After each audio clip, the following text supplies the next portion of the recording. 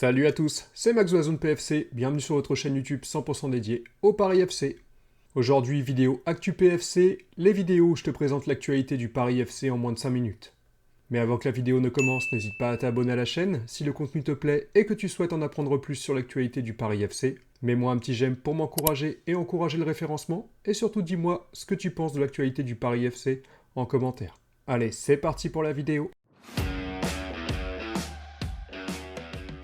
Allez, pour cette première actualité, on va parler du match amical contre Saint-Etienne, qui s'est soldé par une victoire nette 3-0. Une réponse intéressante après la défaite contre l'Union Saint-Gilloise. Il y a eu plusieurs satisfactions côté parisien. D'abord, Noah Sanguy a confirmé sa bonne première mi-temps contre l'Union, avec un nouveau match solide. Mosey Simon, lui, a fait sa première apparition en seconde période. Et surtout Kebal, auteur d'un très grand match, un but magnifique et une passe décisive sur coup franc. Et enfin Marchetti a brillé avec un doublé. D'abord sur une récupération sur le coup franc de Kebal, puis sur une action individuelle en plein axe. Il a aussi été efficace en défense où il a mis beaucoup d'intensité dans les duels et a récupéré pas mal de ballons. Mais attention à ne pas trop s'enflammer, en face Saint-Etienne était privé de ses deux armes offensives majeures, Stassin et Davidashvili, absents pour ce match. Un match encourageant, mais à relativiser. Après cette victoire contre Saint-Etienne, le Paris FC, lors du troisième match de préparation, a joué contre le FC Sion.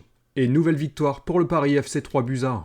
Le groupe continue de monter en puissance, et cette rencontre a été l'occasion de voir plusieurs jeunes se mettre en lumière. Le deuxième but a été inscrit par Camille Elkit, 21 ans, tout juste passé pro il y a 2 mois. Et le troisième est signé El Adahari, 18 ans, qui marque déjà des points. Côté nouvelle recrue, Mosey Simon a connu sa première titularisation après sa deuxième période qu'il avait jouée contre Saint-Etienne. Et Otavio a fait ses débuts avec le Paris FC. Une bonne nouvelle, à noter aussi le retour de Jean-Philippe Crasso, titulaire après avoir été au repos contre Saint-Etienne. La prochaine étape pour le Paris FC, un test intéressant face à une équipe de Ligue 1, le Paris FC jouera samedi contre le Havre. Côté terrain, c'est encourageant, mais côté mercato, c'est un vrai coup dur qui a frappé le Paris FC cette semaine. Le Paris FC ne verra pas arriver Benjamin André, le milieu de terrain, qui était une vraie priorité du club, a finalement prolongé au LOSC. Le Paris FC avait mis beaucoup d'énergie sur ce dossier, même beaucoup trop, espérant convaincre un joueur d'expérience pour structurer l'entrejeu dès cette saison. Mais maintenant, il va falloir relancer d'autres pistes très rapidement.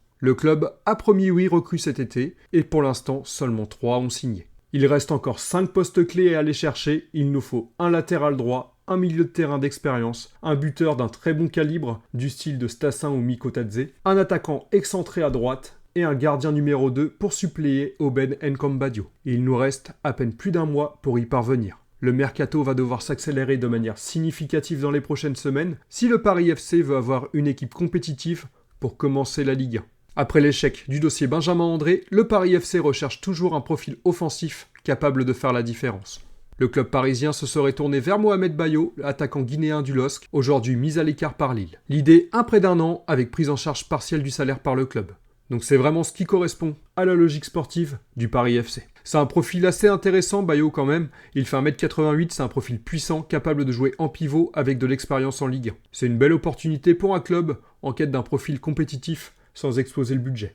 Mais il y a un bémol de taille, même si Bayo peut apporter un niveau offensif correct, ce n'est pas un joueur qui peut faire une grosse différence comme pourrait le faire Lucas Stassin par exemple. Pour moi, Bayo, ça peut être une solution de rotation pour renforcer l'équipe maintenant.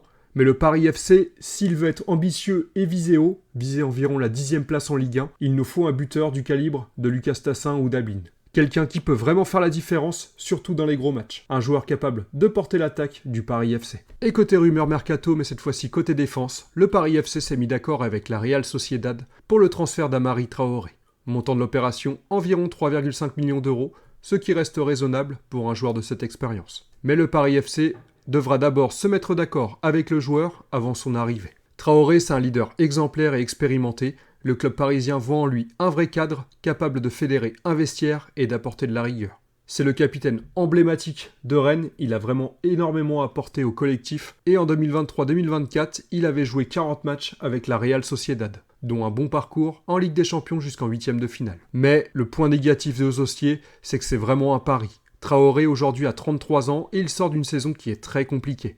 Il a joué seulement 13 matchs, la faute à une grosse blessure en septembre qui l'a éloigné des terrains plusieurs mois. Revenu en mars, il a alterné entre titularisation et repos. Si son profil mental et son leadership sont indiscutables, son niveau physique reste une vraie interrogation, et vraiment la question que le club devrait se poser. Le Paris FC prend ici un gros risque, miser sur l'expérience en espérant que le corps tienne. Voilà pour les dernières actus du Paris FC. Les matchs amicaux sont plutôt très encourageants, l'équipe montre de bonnes choses sur le terrain, avec des jeunes qui savent saisir leur chance. Les recrues aussi ont montré qu'elles pouvaient s'intégrer à l'effectif, donc pour l'instant c'est vraiment encourageant pour ces matchs amicaux, à voir ce que ça va donner en championnat. Mais malheureusement, côté mercato, ça patine un peu. Il reste encore plusieurs postes à pourvoir, et les pistes Bayo et Traoré ne me convainquent pas du tout.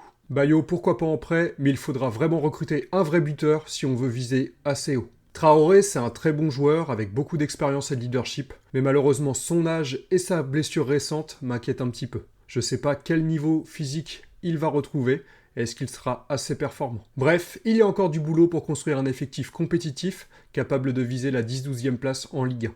On va suivre ça de près dans les prochaines semaines.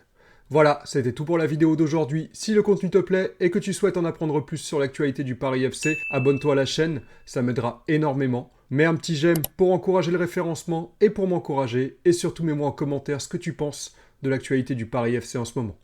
Dis-moi si le mercato du moment t'inquiète ou si tu es satisfait par ces deux dernières pistes. Voilà, c'était Max, je te souhaite une bonne journée, je te dis à très bientôt. Ciao ciao, bye.